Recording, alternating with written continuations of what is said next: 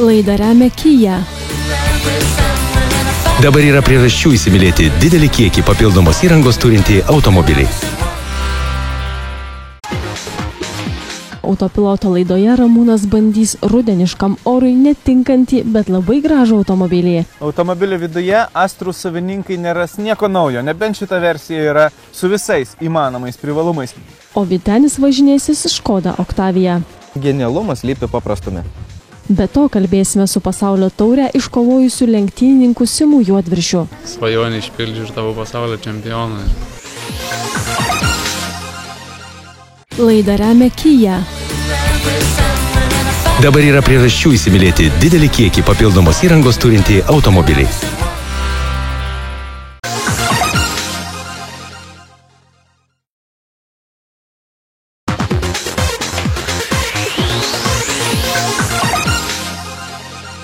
Laidą remia Kia.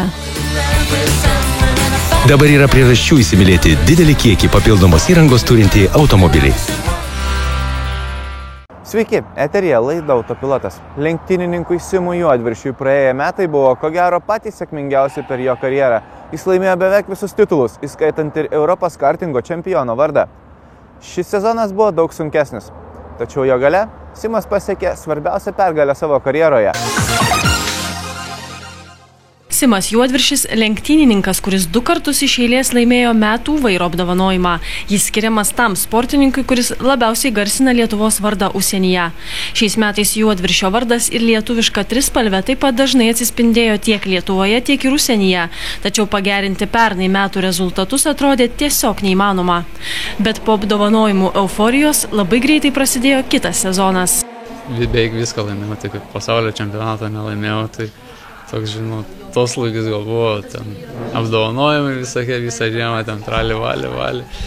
To sporto daug nebuvo ir tiesiog, kai grįžau atgal, viską nuo nulio gal tiesiog reikėjo pradėti, visi visą žiemą treniravosi, o mes pragastroliavom, grįžti tą atgal buvo sunku, bet aišku pavyko ir tie 2013 metai ir iš tikrųjų labai sėkmingi, bet pradžia nesėkminga, nes daug technikos gedimų, ypač variklių, kur niekada nebuvau užkalęs, sugedęs variklis, tai šiais metais gal 7 net esu sugadinę. Ir taip atrodo, jų neįmanoma, daryk ką nori, bet taip atsitinka. Ir šį kartą per pasaulio čempionatą, per treniruotę, jisai man sugedo, bet patvarkė viskas normaliai. Iš tikrųjų sunkiai tas prasidėjo sezonas, tų pergalių Europoje daug nebuvo, tiesiog toks vidury daugiau važiavau. Aišku, netenkino tie rezultatai, visi kaltino meilę, nepaslaptis, bet aš žinau, kaip iš tiesų, bet paskutinės varžybos parodė, kad galiu ir svajonį išpildžiu ir tavo pasaulio čempioną. Tai buvo vienintelis titulas, kurio trūko, kuris vienintelis Lietuvoje aš turiu ir tai mane džiugina. Šiais metais Simas Juodviršis buvo nepralenkiamas Lietuvos ir Baltijos šalių kartingo čempionatuose. Jis laimėjo abu čempiono titulus, o pasipriešinti šiam sportininkui galėjo vienintelis žmogus – Kazimieras Vasiliauskas. Apie Kazimierą Simas atsiliepia labai pagarbiai. Galim sakyti, mes vienodai esam, jis greitas. Jam man sauso lengviau važiuoti, nes jis yra mažesnio ūgio. Man sunkiau tą kartingą atrasti balansą, bet yra kaip yra, viskas gerai baigėsi.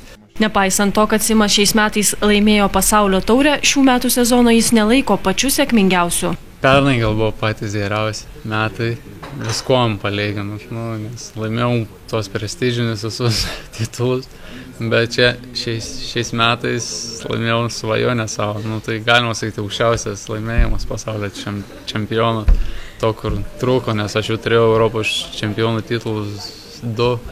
Iš vienos pusės jis yra blogas, iš kitos gerai baigėsi, bet aišku labai laimingas, nes kaip treneris mano pirmas sakęs, skambino į Ameriką, sako, tai tą paskutinę progą laimėti savo. Gerai, sakau, žiūrėk rytoj teleką, sakau, viską padarysiu, kad laimėčiau. Nėra skirtumo ar Cikfija, ar Rotax Grand Final, todėl kad Cikfija irgi tai yra taurė O ten tik varžos gamyklos, ne vienodi kartingai, tai yra žymiai gal lengviau. Nes kiek gamykla investuoja, tiek toks tavo greitis. O čia gauni visiems viskas vienoda ir jau meistriškumas ir sėkmė daugiausiai lemia. Dauguma, kas pabando tą rotaksą, ateina, gauna biškį ir daugiau nebevažiuoja. Nes taip pat, kad ir pernai, šiais metais Euro Challenge Italijai važiavo KZ2 pasaulio čempionų. Baigė 15, irgi už gamyklą važiavo. Ir jums tas lygis, žinai, toks ir pasirodo. Šį simo sezoną, žinoma, vainikavo paskutinės varžybos. Jungtinėse Amerikos valstijose naujajame Orleane susirinko daugumos pasaulio šalių nacionalinių čempionatų nugalėtojai. Čia vyko Rotax Grand Finals pasaulio taurė. Į lenktynes patenka tik savo šalių nugalėtojai 4 klasėse. Šių varžybų organizatoriai suteikia visą lenktynių techniką nemokamai, tad čia nugalėtoje lemia ne tiek technikos galimybės, kiek sportininko meistriškumas. Simas Juodviršis įrodė, kad jis yra vienas stipriausių kartingo meistrų pasaulyje. Nors turnyras jam netapo lengvų pasivaikščiojimų, o iki finalo jo komandos draugas Kazimieras Vasiliauskas visą laiką buvo šiek tiek greitesnis.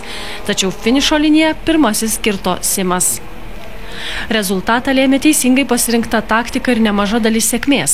Kadangi greičiausiai jį karts nuo karto susitinka įvairiuose turnyruose, jie jau pažįsta vienas kitą priešininkų vairavimo stilių ir pagal tai pasirenka važiavimo taktiką. Žinai, koks jis žmogus yra, karštas, nekarštas, kaip jis galvoja, tu vis tiek jau jį žinai. Ir, aišku, jeigu turi gerą mechaniką, tu su juo aptari. Kad ir dabar, kai buvo finale, sako, reikia mums šitą pasisaugoti, nes 100% bus agresyvus ir jis atakuos iš pirmų ratų, nes visus važiavimus, kiek važiavo, jis tai darė. Ir finalas tai irgi taip pat. Ir tiesiog pasiteisino. Ir mes naudojom kitą taktiką, kad nekovoti nuo pirmo rato. Jeigu aplenkia, reiškia jis greitesnis, seki jį ir paskutiniam rate aplenkia ir laimi. Mūsų tokia taktika. Ir aišku, tų visų važiavimų buvo jų nelaimėti, nors ir kaip norėjau aš laimėti, nes niekas daugiau manęs netenkina. Tiesiog sako, reikia finišuoti stabiliai, kad kuo mažiau taškų. Tai pusfinalis, kaip priekio atvažiuosi ir finalė, sako, tada galėsi kovoti. Mūsų tokia taktika. Pasiekti pergalę pasaulio taurės varžybose padėjo ir komandos draugas, kartu lenktyniavęs Kazimieras Vasiliauskas.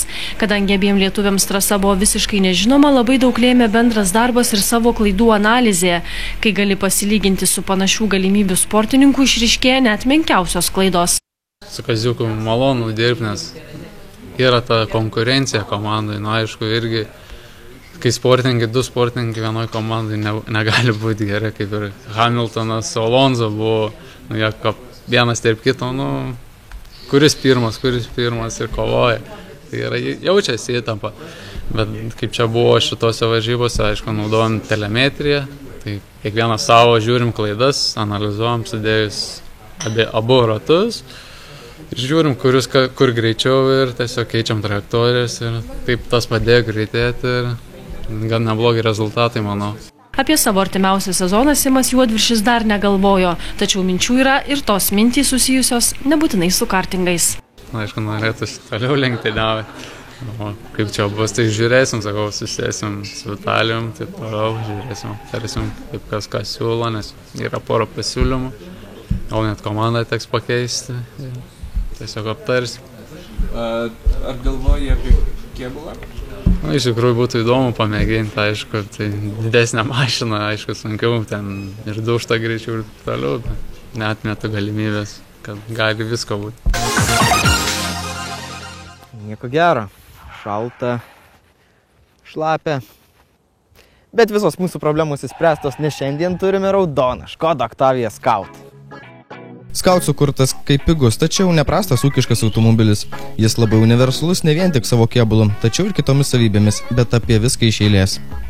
Taigi, jūs pamatėte šią Škoda Octavia Scout ir iš karto pagalvojate, kad tai labai praktiškas, universalus ir pravažus automobilis, taip? Na, tiesą sakant, jūs visiškai teisūs. Octavia Scout tikrai praktiškas automobilis. Jo bagažinė ganėtinai didelė, todėl čia galima sukrauti viską, ko gali prireikti keliaujant, tarkim, į sodą. Viduje pavyks susodinti ir dar bent 3 pakeleivius, kuriems pakaks vietos tiek priekyje, tiek ir gale. Ir keliauti čia pavyks išties patogiai.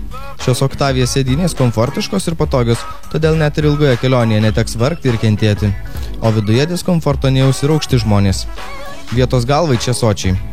Vairuotojo pozicija taip pat labai universali. Tiek sėdynė, tiek vairą pavyks susireguliuoti patogiai, todėl jokių priekaištų šiam automobiliui, bent jau šiuo atžvilgiu. Kągi reiškia šis prierašas Scout? Na, tai reiškia, kad ši Octavia yra padidintos prošvaisos ir turi visų varančiųjų ratų sistemą. Tačiau, kitaip negu gimininga Audi Allroad, ši naudoja paprastą važiuoklę, tai yra amortizatorius ir spyruoklės. Todėl jos eksploatacija yra kur kas paprastesnė ir pigesnė. Kitaip tariant, genialumas slypi paprastume. Padidinta prošvaisa išties ne joks apgautukas. Tai iš tikrųjų veikia, norint pravažiuoti gilesnį griovį, pasišlaistyti kaimo keliukais ar pametus gražią gėlę nusukti nuo kelio į pievą.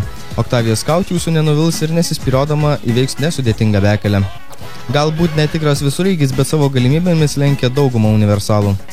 Visų varančių ratų pavara taip pat dirba puikiai. Užtikrintai automobilį tempia pirmin ir neinkščia. Taip pat užtikrina ir stabilumą važiuojant tiek žvyrkeliu, tiek ir asfaltuotu keliu. Tiesą sakant, kadaise pasivažinėjus paprasto Octavia, maniau, kad Scout bus dar blogiau. Paprastos Octavia važiuoklė mėgsta pasiūbuoti, o priekį įveikiant staigesnį posūkį kiek slystelėti. Tuo tarpu Scout primena visai kitą automobilį. Labai stabilus, nei per kietas, nei per minkštas. Tiesiog aukso viduriukas. Pagirimas čekams už puikų kompromisą, kuris nei kiek nenuvilia. Nors Octavia nėra ir iš mažiausių automobilį, tačiau jis stebėtinai manevringas. Viso pasivažinėjimo metu nekilo jokių problemų manevruojant ar parkuojantis. Na, blogiausiu atveju galima kiek nuvažiuoti nuo kelio. Scoutas vis tik išvažiuos. Iš techninės pusės mano bandyta Octavia Scout tiesiog viską, nepaisant to, kad jį jau nuvažiavusi beveik 350 000 kilometrų. Tačiau ne viskas taip jau idealu. 6 pavarų mechaninė greičių dėžė veikia puikiai ir pavaros jungiamos tiesiog idealiai. Tiksliai, greitai ir maloniai. Tačiau labai norisi, kad 6 pavara būtų kiek ilgesnė. Tačiau jeigu nelėksite didesnių negu 130 km/h greičiu, šio dalyko net nepastebėsite. Tuo tarpu variklis erzina kiek labiau. Po variklio dangčiu plakantis 2 litrų turbo dizelinis variklis turintis 140 arklio galių būtų puikus, jei ne vienas bet. Pajudant iš vietos arba jungus aukštesnę pavarą jis snūsteli. Tik sūkiams padidėjus automobilis atgyja ir toliau smagiai važiuoja. Tačiau kiekvieną kartą pajudant iš vietos vis klausiu savęs. Kodėl? Kodėl tokia smulkmena taip erzina? Malonu bent jau tai, kad nuvažiavęs net 300 000 kilometrų variklis vis dar gyvybingas ir akivaizdu, kad nesiruošia sustoti.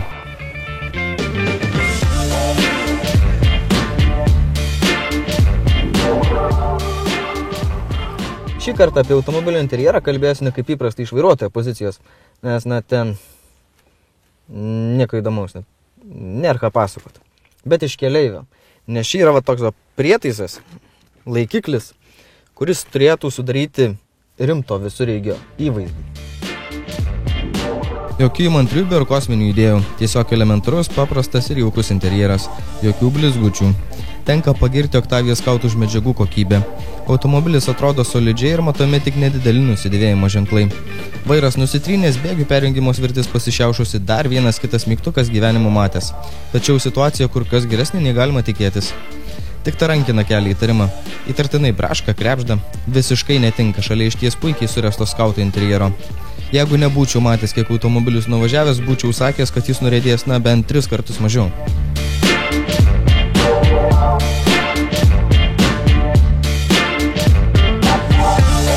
Galbūt šis Scoutas gali nuvilti savo gedimais. Iš tikrųjų, nieko per daug rimto. Ramybės dažniausiai neduoda priekinės ir galinės važiuoklės saliamblokai. Ypač tuomet, jei dažnai nusukate nuo asfalto. Tačiau tai tikrai nėra itin brangus ar sudėtingas remontas. Tuo tarpu variklis gali būti netoks pigus malonumas ir įmontuojant. Užsikemšantys kuro purkštukai jau nieko nebestebina. Kadangi tai visais ratais varomas automobilis, atvykę į servisą visada paprašykite patikrinti visų varančiųjų ratų pavarą. Jeigu jį turi kokių nors negalavimų, juos reikėtų spręsti neatidėliojant. Tuo tarpu plačiau apie Octavia Scout problemas papasakos mūsų draugai, servisas Erdol, pas kuriuos ir svečiuosi. Gedimų šiai mašinai nepavyko rasti, mašina matosi, kad yra prižiūrėta ir tvarkinga. Na, o jeigu kartais šie automobiliai susiduria su gedimais, tai kokie jie gali būti? Na, jeigu kalbėti apie pakabą, tai dažnai reikia keisti priekinius apatinės virtės galinius saliamblokus. Jeigu dar kalbėt būtent apie šį automobilį su 4 varomais ratais, ar ne, tai būna problemų su kardanais, susidėvi pakabinamas guolis ir plyšta granatų apsaugos. Savo prigimtimis ši Škoda Octavia Scout labai panašus į Audi Allroad, tačiau ar tai iš tikrųjų labai panašus automobiliai? Na, matot, čia nėra pneumatinė pakaba, todėl jos eksploatacija yra gerokai pigesnė nei Audi. Po variklio dangčiu sumontuotas Volkswagen koncerno 2 litrų turbodizelinis variklis. Geras ar nelabai pasirinkimas? Pasirinkimas geras, tiek, kad reikia žinoti kai kurios dalykus, kad pavyzdžiui, kad ir dažnai būna prie 170 tūkstančių kažkur ridos, ar ne, sudyla tepalo siurblio pavara ir jai sudilus dingsta tepalo slėgis ir subyra turbina. Taip pat reikia žinoti, kad variklis reikalauja kokybiško kuro ir jei šis reikalavimas nevykdomas, tada jau būna problemų su aukšto slėgiu siurbliu ir purkštukais. Žinau, kad norėtum tokio automobilio, ar tokį raudoną, ar visgi kokį gal mėlyną ar sidabrinį rinktumės? Aš manau, geltonas spalva tiktų labiausiai šitam automobiliui. Puikus pasirinkimas.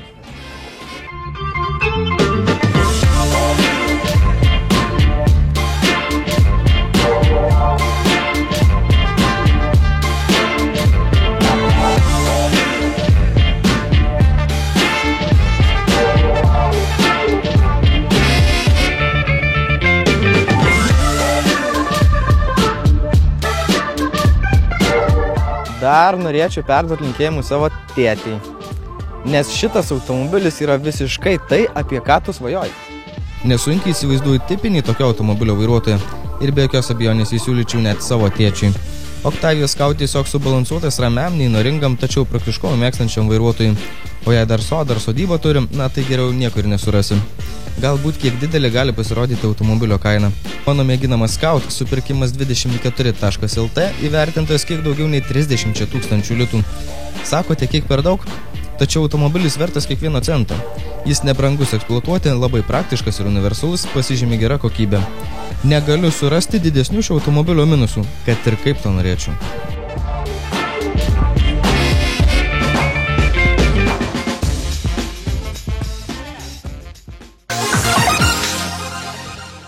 Nors už lango jau gilus ruduo ir žiema kvėpuoja mums į nugarą, šiandien mūsų rankose kabrioletas. Tai ką tik Lietuvą pasiekęs naujasis Opel Kaskada. Suprantu, kad kabrioletams visiškai ne sezonas. Tačiau pabandykim išsiaiškinti, ar Lietuvos sąlygomis įmanoma eksploatuoti tokio tipo automobilį. Tiesą sakant, kabrioletų mūsų šalyje, ypač naujų, nuperkamas tik vienas kitas. O jeigu dar atmestumėm atvirus automobilius kietų stogų, gautųsi, kad per metus retai kada parduodami daugiau negu 3 tokie kabrioletai. Tačiau važinėti juo įmanoma ir žiemą.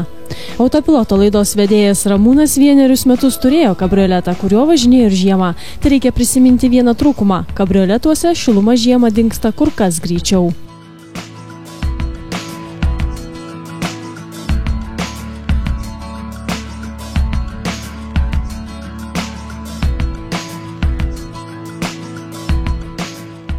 Tegu jūsų neglumina Kaskada pavadinimas. Iš esmės tai yra ta pati gera Opel Astra, tik tai žinoma šiek tiek prabangesnės komplektacijos ir kėbulas su nuimamu stogu.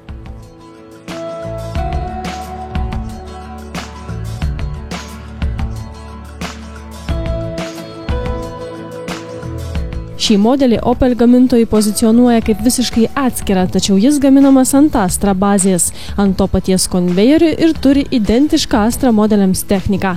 Tik kabrioletų komplektacija yra prabangesnė. Kaskada modelių nenusipirksite pigiai ir be privalumų. Pigiausias toks automobilis kainuoja nuo 76 tūkstančių litų, tačiau už tai gaunate tikrai išsiskiriantį modelį ir nepastebėtas neliksite. Beje, jis dar ir ganėtinai praktiškas.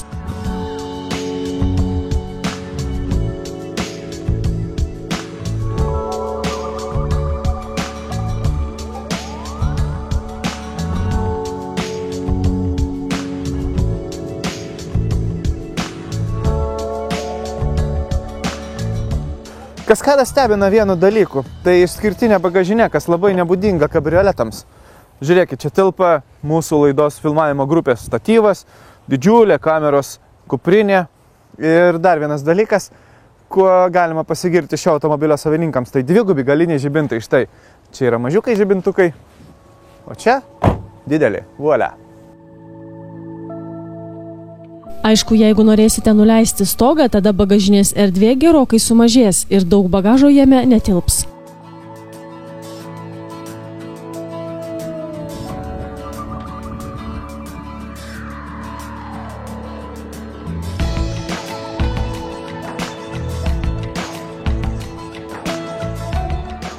Pabandėme pasivažinėti atvirų stogų, bet lapkričio pabaigoje to daryti nesinori.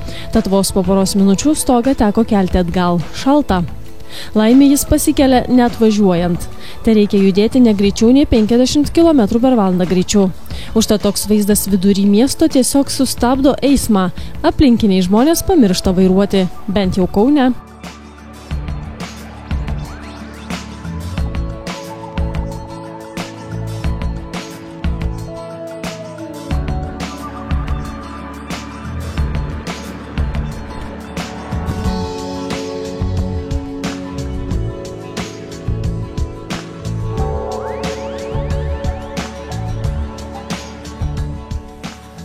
Automobilio viduje Astrų savininkai neras nieko naujo, nebent šita versija yra su visais įmanomais privalumais. Išties, Opelis čia sudėjo viską, ką turi geriausio.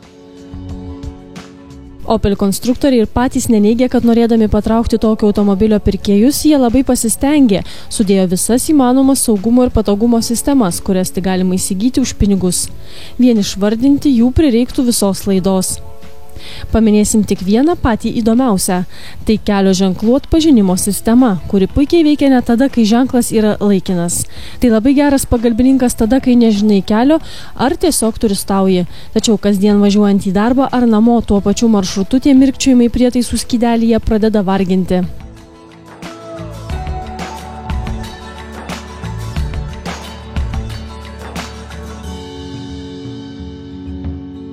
Kelyje automobilis elgiasi kaip sunkoka mašina ir važinėjant duobėtomis Kauno gatvėmis jaučiasi, kad tai kabrioletas.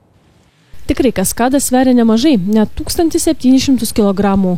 Kaip kompaktinės klasės automobiliui tai daugoka. Tačiau juk kėbulą teko papildomai sutvirtinti, kad jis būtų pakankamai standus ir nesikraipytų. Juk pagrindinės konstrukcijos dalies užtikrinančios jo standumą, tai yra stogo, čia nėra. Tačiau važinėjant net labai blogos kokybės Kauno gatvėmis automobilis nekrepždėjo ir negirgždėjo. Tai tikrai labai gerą įspūdį paliekanti mašina. Tiesa, turbūt didžiausia kliūtis jo paplitimui bent jau rytų Europoje bus ženkliukas. Opeliais žmonės mūsų šalyje vis dar nepasitikė. O veltui, tai labai geras automobilis.